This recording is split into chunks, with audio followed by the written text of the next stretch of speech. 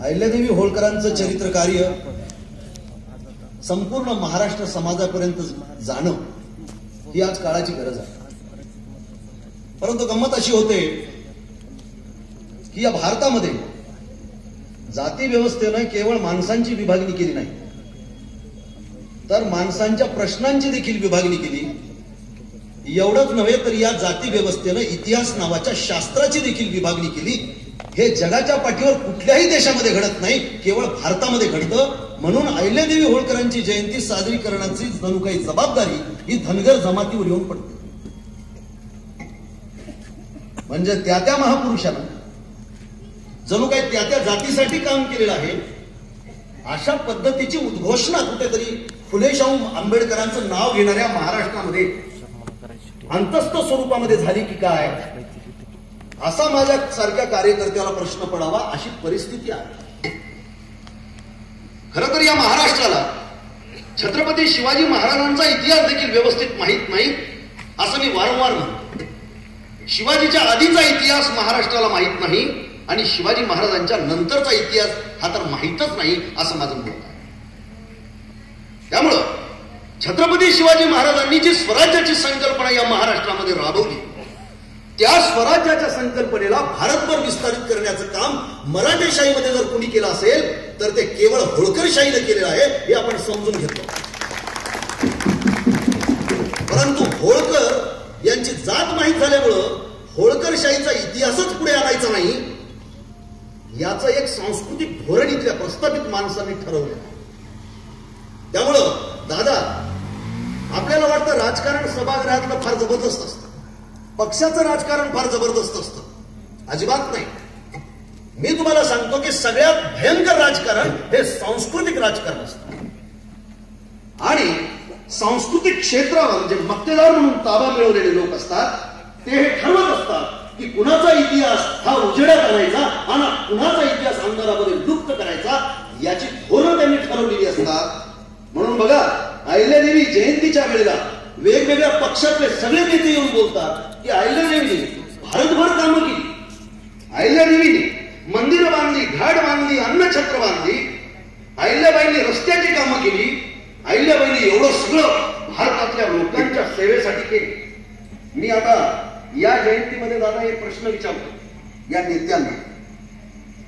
मी असा प्रश्न विचारतो की मध्यकाळामध्ये अहिल्यादेवीने भारताची सेवा केली, परंतु लोकशाहीच्या 70 वर्षातील भारतीय व्यवस्थेनं परतावा म्हणून अहिल्याबाईला काय दिलं?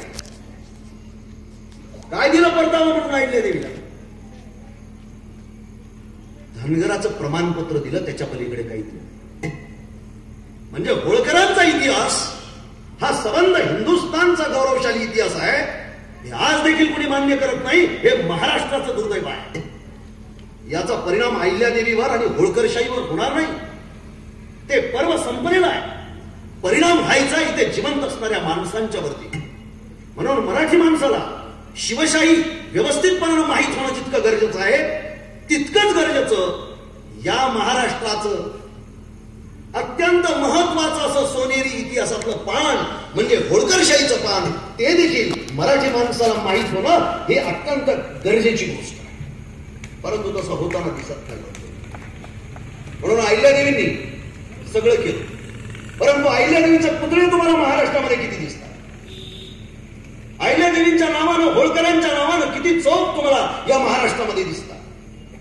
नांदेडची मागणी आम्ही 20 वर्षापासून करत आहोत. मागच्या जयंतीला आम्ही माजी मुख्यमंत्री अशोकराव चव्हाणांना आणलं होतं. त्यांना मी असं म्हणालो की नांदेडमध्ये अहिल्यादेवी होळकरांचा पुतळा उभा करण्याची मागणी धनगरांनीच करावी, असं तुम्हाला का वाटतं? अहिल्यादेवी सबंध भारतीय समाजाच्या अस्मितेचा विषय नाही का? अहिल्यादेवी समस्त स्त्रियांची प्रेरणा नाहीयेत का? अहिल्यादेवींच्या रूपानं या भारताचा गौरवशाली इतिहास घडला नाही का? मग का वाट पाहता तुम्ही? अहिल्यादेवींच्या पुतळ्याची धनगरांनीच मागणी करायची आणि त्याच्यानंतर तुम्ही दान दिल्यासारखं मग आम्हाला पुतळा देणार. पुढे मी त्यांना जे म्हणालो तेही तुम्ही काळजाच्या पानावरती कोरून ठेवा. मी त्यांना असं म्हणालो, अशोकराव चव्हाण साहेब, धनगर ही मुळात जात नाही, तुम्ही समजून घ्या. धनगर ही मातृ जमात आहे. या देशामध्ये राहणारे जे कोणी आहे, कोणत्याही धर्माचे, कोणत्याही जातीचे, त्या सगळ्यांचं मूळ घर हे धनगर आहे. त्याचं कारण सांगतो. केवळ भावना म्हणून बोलत नाही, अभ्यासच म्हणून बोलतोय. तुम्ही जर अँथ्रोपॉलॉजीचा अभ्यास जर व्यवस्थित केला, जगातल्या तत्ववेत्त्यांनी हे सांगितलेलं आहे की या भारताची सगळी प्राचीन व्यवस्था हे मेषपालकांनी, पशुपालकांनी घडवलेली आहे. गणांची व्यवस्था ही पशुपालक, मेषपालक म्हणजे धनगरांची व्यवस्था. त्याचं कारण असं आहे की ज्या वेळेला शेतीचा शोध लागला त्यावेळेला गावगाड्याच्या निमित्तानं वेगवेगळे व्यवसाय आले शेतीशी जोडलेले, आणि त्या व्यवसायाच्या निमित्तानं मग जाती आल्या. माझा प्रश्न तुम्हाला असा आहे की ज्या वेळेला शेतीचा शोध लागला नव्हता त्यावेळेला तुमचे आमचे पूर्वज काय करत होते? तुमचे आमचे सगळ्यांचे पूर्वज हे पशुपालक होते, मेषपालक होते, मेंढपाळ होते, धनगर होते. हे जर आपण समजून घेतलं पाहिजे. म्हणून येशू ख्रिस्त धनगर आहे, मोहम्मद पैगंबरान धनगर आहेत, मेंढपाळी केलेली आहे त्यांनी. या देशातला पहिला चक्रवर्ती सम्राट चंद्रगुप्त मौर्य हा धनगर पुत्र आहे. आणि आपल्याला जरी माहित नसलं तरी या देशातला पहिला चक्रवर्ती सम्राट आणि ज्यानं पहिली राजकीय व्यवस्था घडवली, मौर्याचं साम्राज्य या देशामध्ये 350 वर्षांचं साम्राज्य आहे. आणि त्यावेळेला या देशातून सोन्याचा धूर निघालेला होता. त्याचा नातू आहे सम्राट अशोक. आपल्याला जरी माहित नसलं तरी प्राचीन इतिहासाचा अभ्यास डॉक्टर परमपूज्य बाबासाहेब आंबेडकरांचा होता. त्यामुळे राज्यसभेमध्ये गेल्यानंतर त्यांनी आग्रहपूर्वक सरकारला सांगितलं की या देशाची पहिली राजकीय घडण घडवणाऱ्या चंद्रगुप्त मौर्याचा पुतळा हा आपल्या असेंब्ली पुढे असला पाहिजे. आणि त्यामुळे असेंब्ली पुढे चंद्रगुप्त मौर्याचा पुतळा आहे आणि त्याच्या खाली लिहिलेला आहे, shepherd boy Chandragupta Maurya thinking of building nation.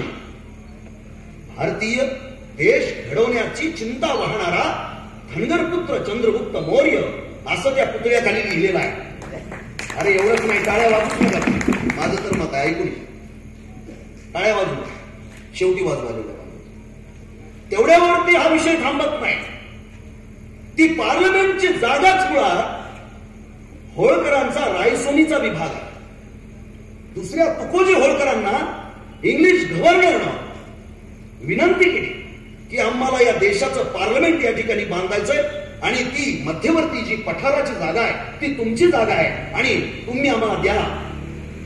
आपल्याला सगळ्यांना बडोद्याचे सयाजीराव गायकवाड माहीत झालेले, करवीर संस्थानचे राजर्षी शाहू महाराज पुरेशा प्रमाणामध्ये माहीत आहे. परंतु त्याच कालखंडामध्ये या देशासाठी समर्पण देणारा दुसरा तुकोजी होळकर मात्र आपल्याला माहीत होऊ दिलेला नाही. तुकोजी होळकरांनी फर्ग्युसन कॉलेजला जागा दिली आहे पुण्याच्या, आपल्याला माहीत असावं म्हणून सांगतो. तुकोजी होळकरांनी या महाराष्ट्रामध्ये पहिलं शिवस्मारक घडवण्यासाठी पैसे दिलेले आहे. तुकोजी होळकरांनी हजारो एकरची जमीन या देशामध्ये रेल्वेचं जे पठऱ्या टाकतात त्याच्यासाठी दिलेली आहे. आणि तुकोजी होळकरांनी या देशातलं सर्वोच्च सभागृह पार्लमेंट बांधण्यासाठी सुद्धा जागा दिलेली आहे. म्हणून 26 जानेवारीला ज्यावेळेला मार्च होतो, ध्वज मार्च, त्यावेळेला पहिलं निशाण होळकरांच्या बांडे निशाणला असतं. पहिलं वंदन होळकरांच्या बांडे निशाणला होतं आणि त्याच्यानंतर आपल्या ध्वजाला वंदन होतं. हे जरा पोरांनी समजून घेतलं पाहिजे.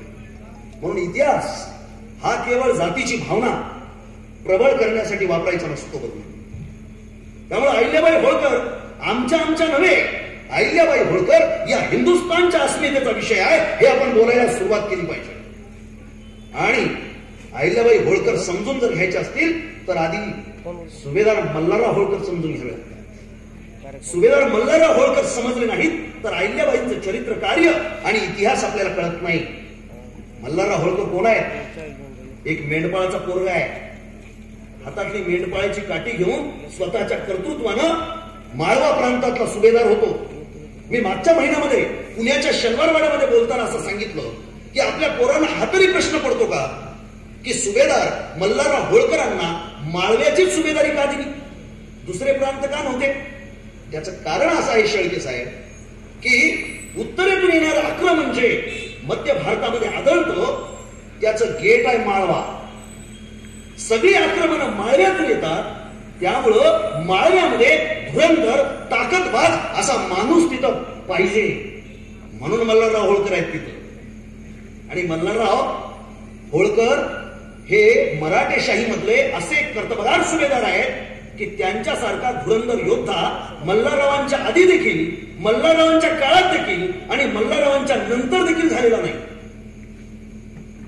एवढा 52 लढायांचा अनुभव असलेला मातब्बर सुभेदार भारतात त्यावेळेला नव्हता. आणि म्हणून मल्हार आया म्हटलं तर 25-25 कोसाचा परिसर ओसाड पडत असे. ही ताकद मल्हाररावांची होती.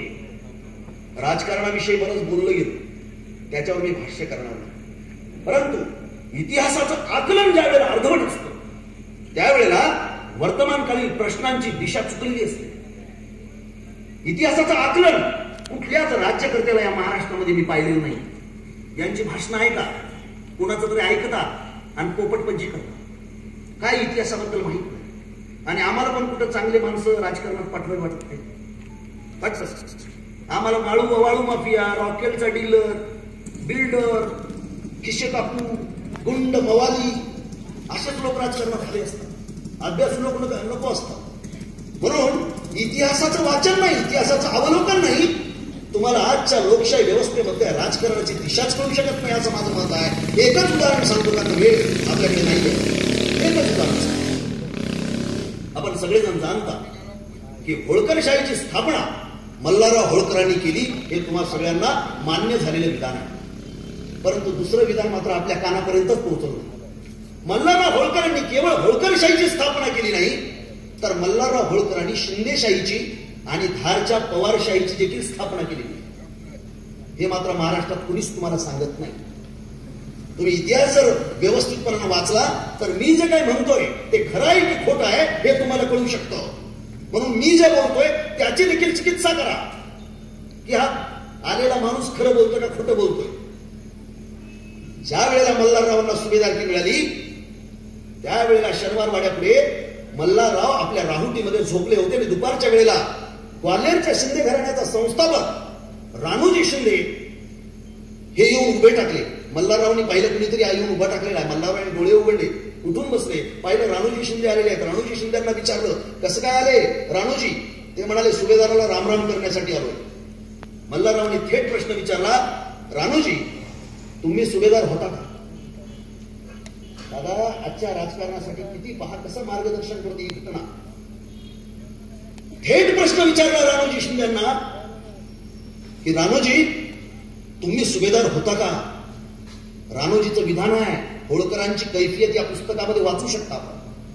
राणोजी म्हणतायत सुभेदार आमची काय पात्रता, जोडे उचलणाऱ्याची लायकी आमची, आम्ही कसले होतो सुभेदार. मल्हारराव म्हणतायत तिसऱ्या प्रहरी शनिवारवाड्यामध्ये या आणि सुभेदारकीची वस्त्र घेऊन जा. तिसऱ्या प्रहरी म्हणजे सायंकाळच्या वेळेला. आणि त्याच वेळेला सायंकाळी त्याच दिवशी मल्हाररावांनी पेशव्याला सांगून ग्वाल्हेरच्या सुभेदारकीची वस्त्र ही राणोजी शिंद्यांना दिली. त्याच दिवशी धारच्या उदाजी पवारला देखील सुभेदारकीची वस्त्र द्यायला लावली. म्हणून मी सांगितलं तुम्हाला की मल्हारराव होळकर केवळ माळवा प्रांताचे सुभेदार नाहीत, निर्माते नाहीत, तर ते पवारशाही आणि शिंदेशाहीचे देखील निर्माते आहेत. एवढंच नाही तर आज ग्वाल्हेर शहराची जी ओळख शिंद्यांच्यामुळे झालेली आहे ते ग्वाल्हेर शहरच मुळात मल्हारराव होळकरांनी वसवलेलं शहर आहे. राणोजी म्हणाले की या ओसाड जागेवर येऊन काय करू.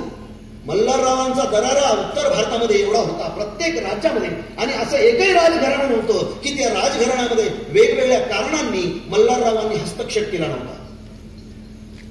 त्यामुळे मल्हाररावांनी भारतातल्या वेगवेगळ्या भागातून व्यापारी आणले आणि ते ग्वाल्हेरला वसवले आणि ग्वाल्हेर शहर बसवलं.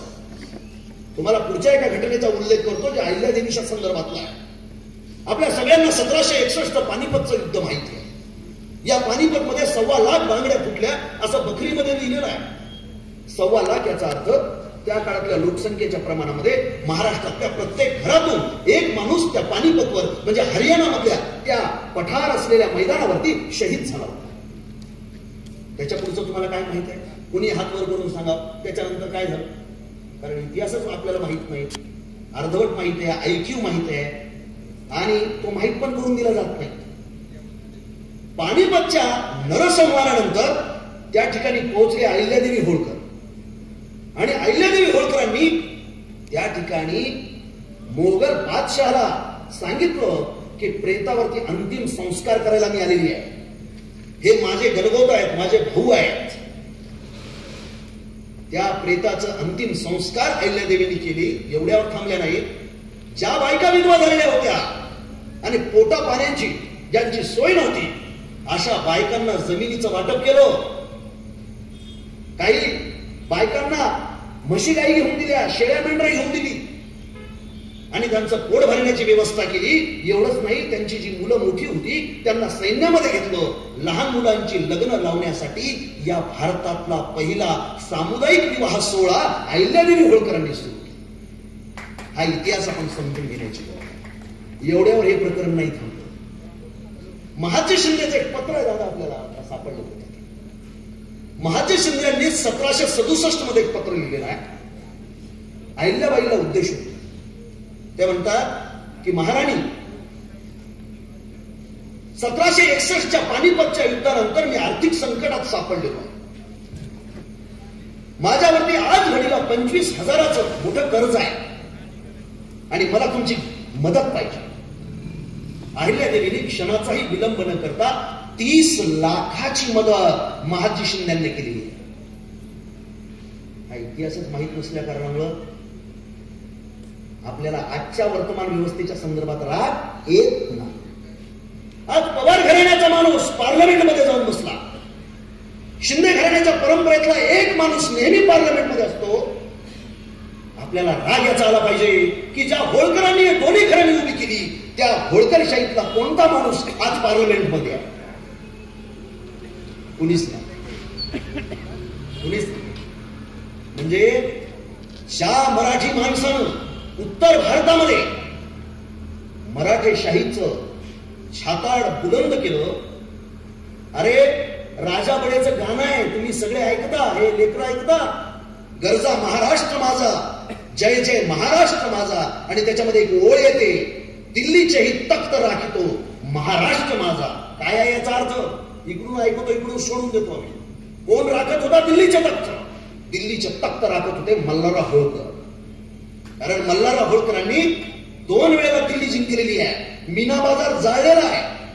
मी नेहमी शिवजयंतीच्या कार्यक्रमामध्ये हे सांगतो की छत्रपती शिवाजी महाराजांचा दिल्लीच्या दरबारामध्ये ज्या मोगल बादशाह औरंगजेबाने अपमान केलेला होता, शेवटच्या लाईनीमध्ये त्यांना उभं केलं होतं, नंतर आग्र्याच्या नजरकैदेमध्ये टाकलं होतं. माझा खडा सवाल तुम्हाला आहे की या छत्रपती शिवाजी महाराजांच्या अपमानाचा बदला नंतरच्या कालखंडामध्ये मराठेशाहीमध्ये कोणी घेतला? हा प्रश्नच आम्हाला पडत नाही मराठी माणसांना. त्याच्यामुळे उत्तराचा शोध घेण्याचा प्रॉब्लेम. छत्रपती शिवाजी महाराजांच्या दिल्लीतल्या दरबारातील अपमानाचा बदला घेतला खंडेराव होळकरांनी आणि मल्हारराव होळकरांनी. समजून घ्या, ज्या दरबारामध्ये महाराज उभे टाकले होते आणि ज्यांना मोगल बादशाहनं खजील केलं होतं त्या दरबारामध्ये उभं टाकून खंडेराव होळकरांनी मोगल बादशाहनं दिल्लीत खिल्ल म्हणजे नजराने ठोकरून दिले होते आणि तडक बाहेर पडले होते. या दिल्लीच्या सिंहासनावर कोण बसायचं हे मल्हारराव होळकर ठरवित होते.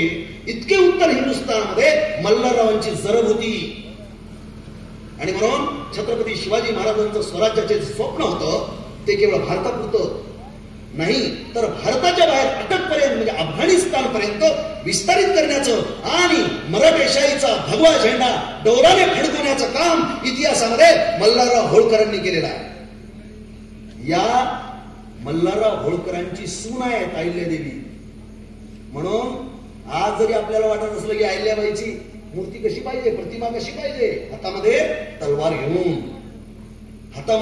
घेऊन जी प्रतिमा आहे ती अहिल्याबाईची खरी ओळख नाही. तुम्हाला जरा वाईट वाटेल, पोरायला जरा मर्दून की जरा तलवार. या लोकशाहीमध्ये काही काम नसतं हत्याराचं. माझे आजोबा स्वातंत्र्य सैनिक होते. आमच्याकडे बंदुका होत्या, त्याच्या आम्ही फुकनळ्या केल्या आणि तलवारी होते त्याच्या इळते. त्याच्यामुळे काही गोष्टी समजून घ्या. अहिल्याबाईंची खरी ओळख आहे भारतभर लोकोपयोगी लोकसेवेची कामं करण्याच्या संदर्भात. ज्या राज्यामध्ये होळकरशाही नव्हती त्याही राज्यामध्ये अहिल्याबाईंनी कामं केली. अहो एवढंच नाही, नेपाळच्या पशुपतीनाथाच्या मंदिराचा जीर्णोद्धार अहिल्यादेवीने केला आणि आजही अहिल्यादेवीने बांधलेलं शिवाचं मंदिर पाकिस्तान जवळ कराची जवळ आहे. म्हणजे पाकिस्तान नेपाळ पासून ते कन्याकुमारी पर्यंत जिथे होळकरशाही नाही तिथेही अहिल्यादेवीने कामं केली. त्याचं कारण आहे मल्हारराव होळकरांनी निर्माण केलेली पार्श्वभूमी.